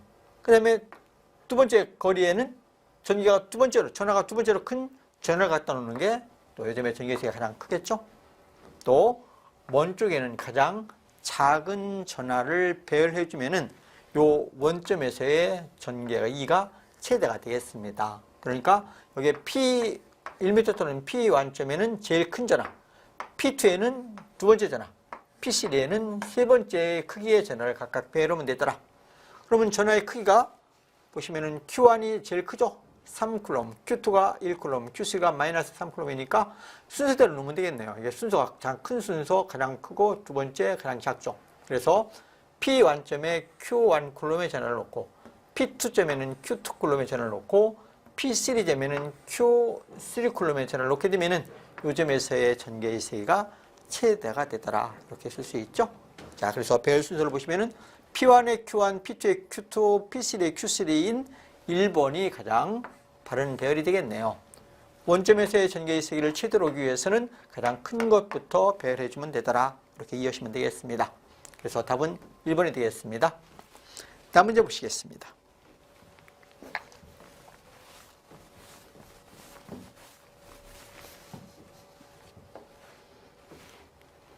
도체나 반도체에 전류를 흘리고 이것과 직각 방향으로 자개를 가하면 이 두 방향과 직각 방향으로 기절력이 생기는 현상을 무엇이라 하는가?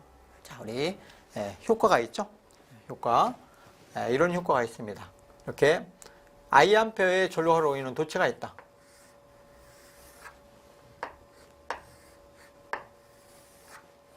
이렇게 I암페어의 전류가 흐르는 도체가 있다.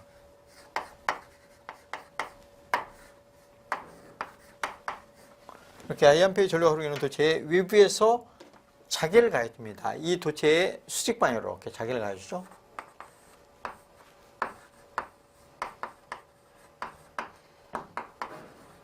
H 암페어톤 포 메타라는 차장을 가해주면은 여기서 어떤 현상이 나오냐면은 플레밍의 왼손 법칙 있죠? 플레밍의 왼손 법칙 FBI에서 B는 이렇게 전류가 위로 하니까 이렇게 엄지손가락 방향으로 플러스의 양자들이 이동하게 됩니다.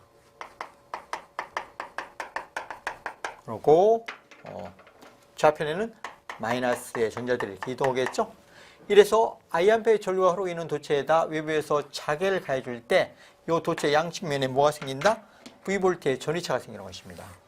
양측면에 V볼트의 전위차가 발생됐더라. 이런 효과를 응용하신 분이 홀이라는 분입니다. 그래서 이 효과를 뭐라 한다? 일명 홀 효과라 하죠.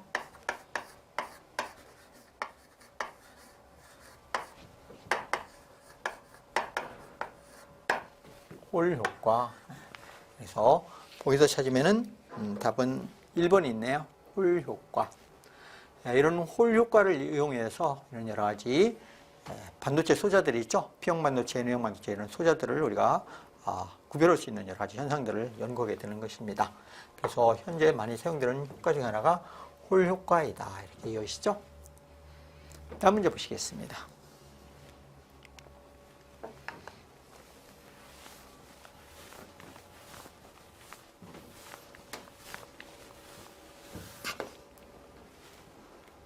그 19번 유전율 입시로는 4입시론제로, 그러니까 유전율 입시로는 입시론 제로, 입시론 R가 되는데, 입시론 R로 쓸까요? S로 쓸까요? R로 써줬고 S로 써줬습니다.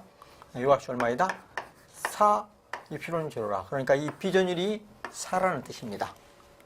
그 투자율 뮤 제로인 비도전성, 그러니까 투자율 뮤는 그냥 뮤 제로만 존재하네요. 그러니까 뮤 S는 1이 됐다는 얘기입니다. 뮤 S, 뮤 R은 1이 됐다. 뮤 R 값은 1이라. 여기서는 입시론 R은 4라는 뜻이고 4이며 뮤 R은 1이다. 그러니까 비전율은 4, 비투자율은 1이라는 뜻이죠. 이런 유전체에서 전자파의 전개의 세기 2가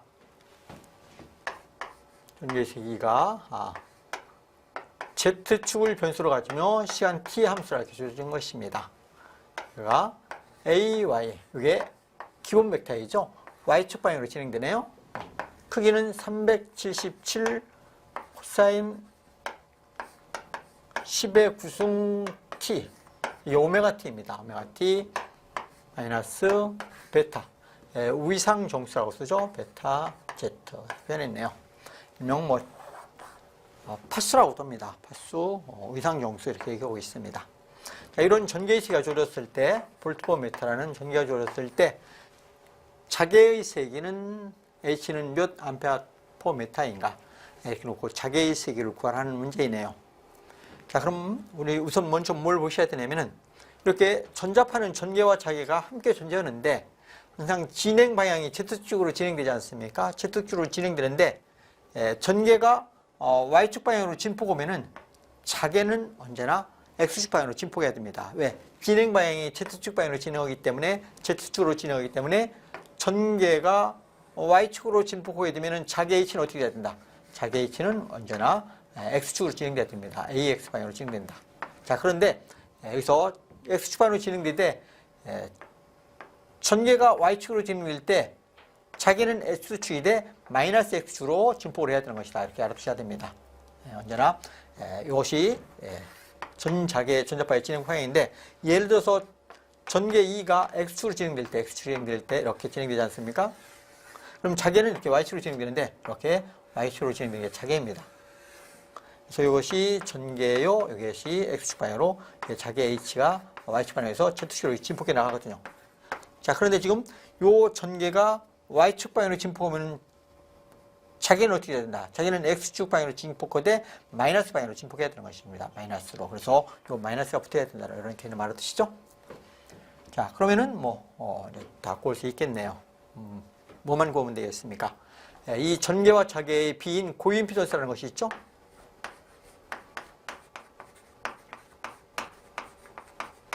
고임피던스를 이타라고 했을 때 고임피던스 이타는 무엇이냐? 일단은 전개의 자개에 대한 비입니다.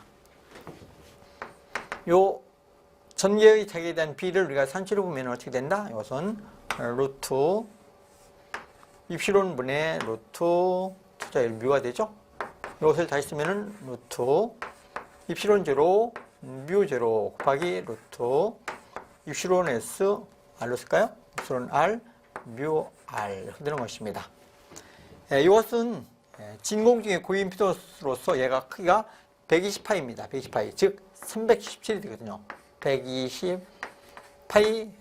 루트 입시론 R분의 또 뮤 S가 되겠죠. 뮤 R가 이렇게 됐습니다. 자, 이 값이 얼마이다? 이 값이 계산해 주시면 파이 곱하기 125면 377이 됩니다. 317 루트 입시론 R 루트 뮤 R 이렇게 되겠죠.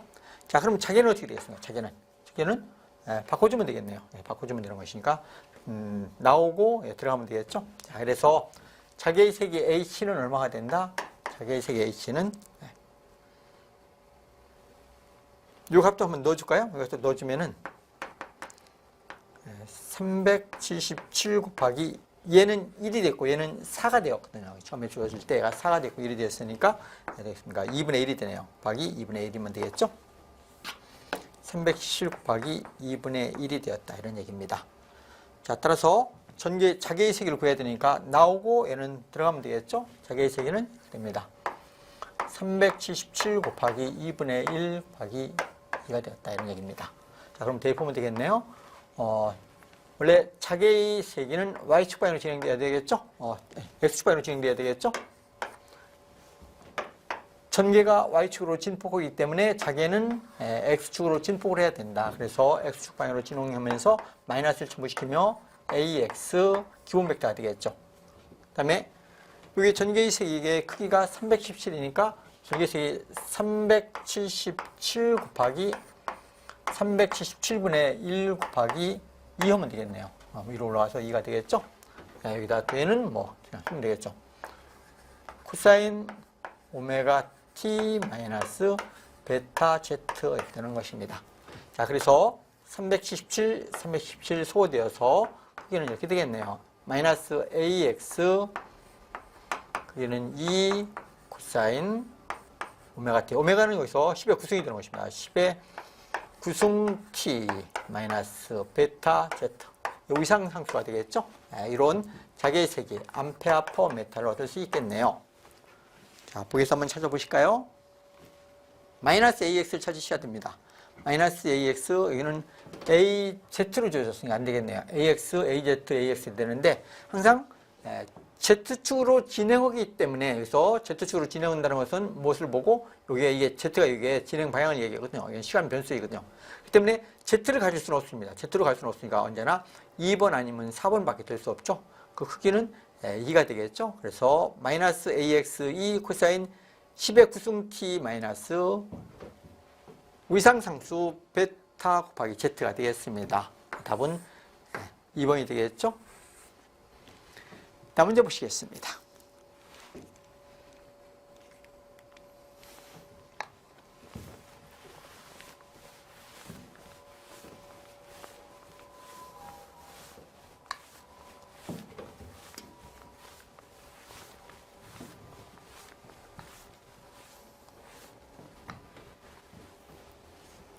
문제 20번 보시겠습니다.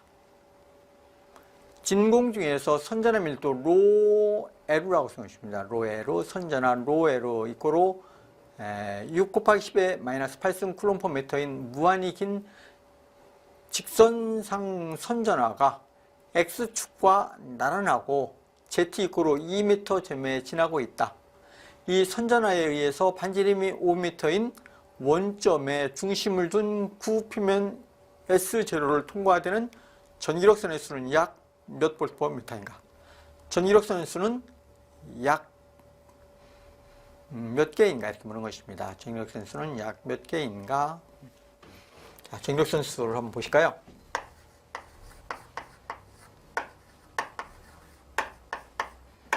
전기력선의 수를 N이라고 썼을 때 진공 중일 때 전기력선 수 N으로는 무엇이 된다? 진공의 유전율 E표론 제로분의 폐국면 안에 있는 전하 Q가 되는 것입니다. 예를 들어서 여기에 Q콜롬의 전하가 있다.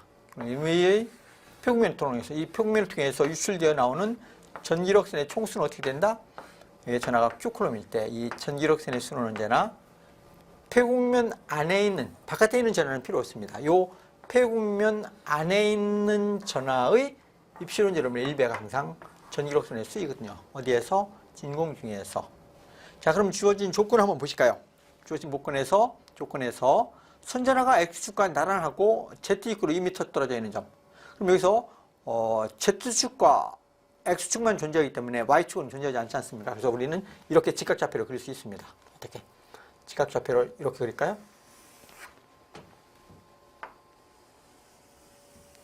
여기를 X축으로 보는 것입니다. 여기를 X축으로 놓고 그럼 Y축은 여기로 들어가는 방향이 있다고 보면 됩니다. Y축은 이렇게 들어가는 방향으로 진행되고 있다. 그리고 여기가 Z축이 되겠죠? Z축이 되는 것입니다. 여기를 X 하면은 들어가는 방향이 Y축, 여기가 Z축이 되겠죠? X, Y, Z 이렇게 된 것입니다. 자, 지금 여기서 반지름이 5m인 원을 통과되는 전기력선의 수를 구하라 했습니다. 그럼 반지름이 5m면 여기서 1, 2, 3, 4, 5m 이렇게 놓고 올까요? 5m면 이 정도가 되겠네요. 5m, 1, 2, 3, 4, 5m. 여기도 1, 2, 3, 4, 5m. 그래서 5m가 이렇게 다 5m가 됩니다. 2, 4, 5, 여기 5m가 되겠죠? 이런 점 이으면 이게 S0라는 구의 표면입니다. 요 구의 표면을 통하는 전기력선의 수를 구하라는 문제입니다. 이게 구의 표면이 S0가 되는 것입니다. 면적이 S0. 여기를 통하야 되는 전기력선 수를 구해라. 그럼 여기 표면 안에 있는 전하를 구해야 되는데요. 요 표면 안에 있는 전하는 어떻게 되냐면은 주어진 조건에서 뭐라 했냐면은 Z축으로 2m의 X축과 평행 도선이라고 했습니다. 평행하게 이루어지는 도선. 이게 Z축으로 2m가 있으며 Y축과 평행이니까 이렇게 되겠죠? 자, 그러면은 요 표면 안에 있는 요 전하입니다. 여기는 요 전하. 요 전하에 의해서 이 평면을 통해서 밖으로 유출되어 나오는 전기력선을 우리가 구해야 되거든요. 그러면 요 길이를 먼저 구해야 되겠네요. 요 길이를 구해야만이 여기에 선전하가 로 L가 얼마로 줄었습니까? 6 곱하기 10의 8승, 마이너스 8승으로 줄였죠? 마이너스 8승 쿨롬/메타로 줄였기 때문에 요 길이를 산출해야만이 요 표면 안에 있는 전하를 구할 수 있죠? 항상 전체의 전하 Q는 무엇이 된다? 전체 전하 Q는 선전의 밀도 로 L 곱하기 길이 L하면 되겠죠? 자, 그래서 요 길이, 선로의 길이만 구하면 되겠습니다. 자, 지금 이게 구가 반지름이 5m이니까 여기가 5m이죠? 5m. 여기는 2m 아닙니까? 그러면 요 크기는 간단하게 구할 수 있네요. 여기서 직각삼각형을 이렇게 구할 수 있죠? 직각삼각형이 되었습니다. 여기가 몇 m냐? 이것을 구하면 되는데 이게 반지름이니까 5m가 되겠죠? 여기는 2m가 되었습니다. 자, 따라서 요 길이 x 길이라고 할까요? 임의 길이 xm는 몇 m인가? x는 피타고라스의 정리에서 x는 무엇이 된다? 요거의 제곱 마이너스 요거의 제곱을 빼줘서 루트를 취해주면 x가 되겠죠? x 값은 무엇이냐? 5제곱 마이너스 2의 제곱에 제곱근을 취해주면 되겠습니다. 5의 제곱 25 마이너스 4이니까 21의 제곱근이네요. 21의 제곱근. 이것은 계산기로 확인해 봐야 되겠죠? 계산기로 확인해 보면 이게 몇 미터가 되냐면은 계산기로 확인해 보니까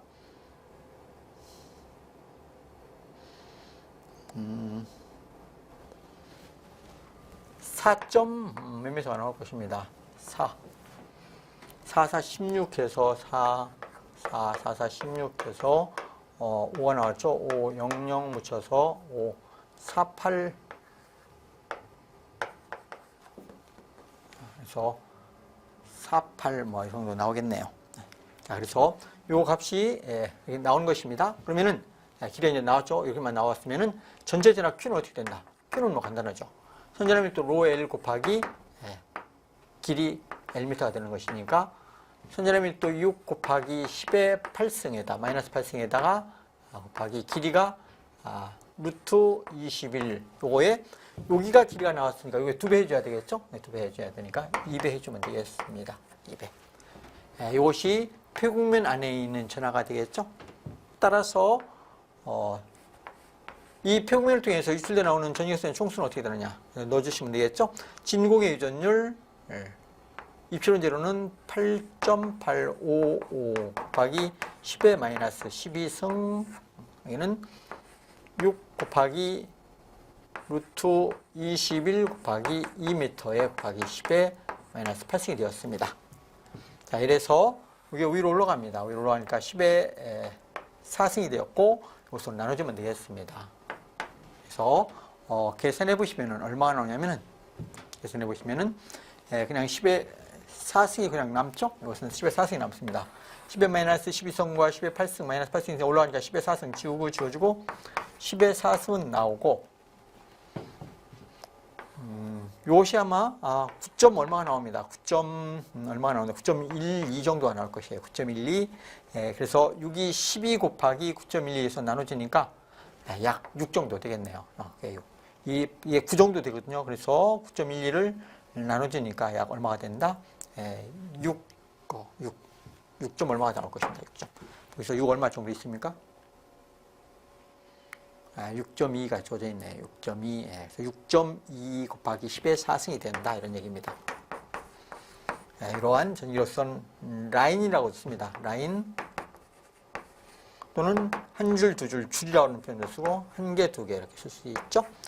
자, 그래서 표면을 통해서 유출되어 나오는 전기력선 수는 6.2 곱하기 10의 4승계이다. 볼 수 있습니다. 그래서 보기서 찾으면은 4번이 되었죠. 그러면 답은 4번이 되겠습니다. 여러분들은 간단하게 뭐만 구하시면 되겠다? 요 길이를 산출하는 요령만 잘 이해하시면 되겠죠? 의미를 잘 이해하시고, 이래서 전체 길이는 다시 2배를 해줘야 된다는 것입니다. 전체 길이 요 x에다 여기 x 2배를 해줘야 된다는 것, 이런 것을 좀 주의하셔야 되겠네요. 자, 이래서 20번을 맞추면은 24 18년도 문제 3회 때 문제를 전부 다 마치게 되겠습니다. 여러분들 기사 시험이 좀 어려움은 있습니다. 그러나 조금만 노력하시면은 문제들은 그렇게 또 어려운 문제들은 아닙니다. 열심히 하셔서 여러분들이 원하시는 자격증을 꼭 취득할 수 있기를 바라겠습니다. 고생하셨습니다. 오늘 수업은 여기서 마치도록 하겠습니다.